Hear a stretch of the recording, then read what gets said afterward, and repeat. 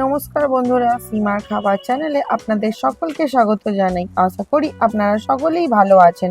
বাঙালিরা সবাই মাছ খেতে খুব ভালোবাসি। আমাদের সকলের রোজের খাবারের মেনুতে মাছ থাকেই। তাই আজকের আমার রেসিপিটি হলো অনুষ্ঠান বাড়ির স্টাইলে সর্ষে পাবদা। এই সর্ষে পাবদা বানানোর জন্য আমি নিয়ে নিচ্ছি 500 গ্রাম পাবদা মাছ। আমার এখানে 6 পিস মাছ হয়েছে। এই মাছগুলোকে আমি আগে থেকেই বেছে ধুয়ে পরিষ্কার করে রেখেছি। এবার এই মাছগুলোকে ম্যারিনেশন করতে হবে। তার জন্য আমি এই মাছগুলোর উপর দিয়ে দিচ্ছি পরিমাণ মতো নুন আর হলুদ। এবার ভালো করে নুন হলুদটা মাছের গায়ে মাখিয়ে নিতে হবে।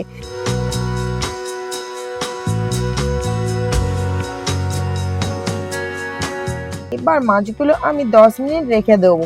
এবার অন্যদিকে একটা খুব সিম্পল পেস্ট বানিয়ে নিতে হবে। তার জন্য লাগবে 3 চা চামচ কালো সর্ষে, 2 চা চামচ সাদা সর্ষে, 1 চা চামচ পোস্ত আর অল্প পরিমাণ আদা আর ঝালের জন্য 3 থেকে 4টে কাঁচা লঙ্কা। এবার সব উপকরণগুলো অল্প জলে ভিজিয়ে রেখে দিতে হবে।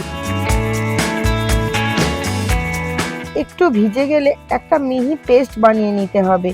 এবার একটা পাত্রে একটু বেশি পরিমাণ তেল দিতে হবে। তেলটা ভালো করে গরম হলে তারপর মাছ দিতে হবে। মাছ দেওয়ার পর গ্যাসের ফ্লেমটা লো টু মিডিয়াম রাখতে হবে, তা না হলে মাছগুলো পুড়ে যাওয়ার সম্ভাবনা থাকে।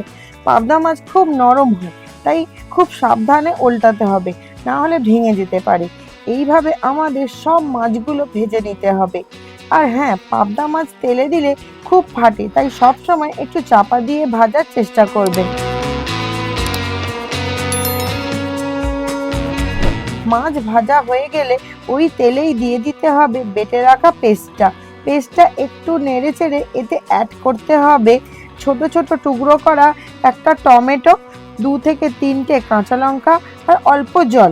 তারপর তাতে দিতে হবে 1 চা চামচ হলুদ গুঁড়ো আর 1 চা চামচ কাশ্মীরি লঙ্কা গুঁড়ো, হাফ চা চামচ জিরে গুঁড়ো। তারপর ভালো করে মশলাটা কষতে হবে। একটু জল অ্যাড করতে হবে। জলটা ফুটে গেলে তাতে মাছগুলো দিয়ে দিতে হবে।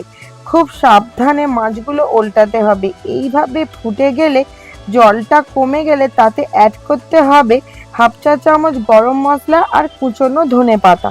তারপর গ্যাসের ফ্লেমটা অফ করে নামিয়ে নিতে হবে।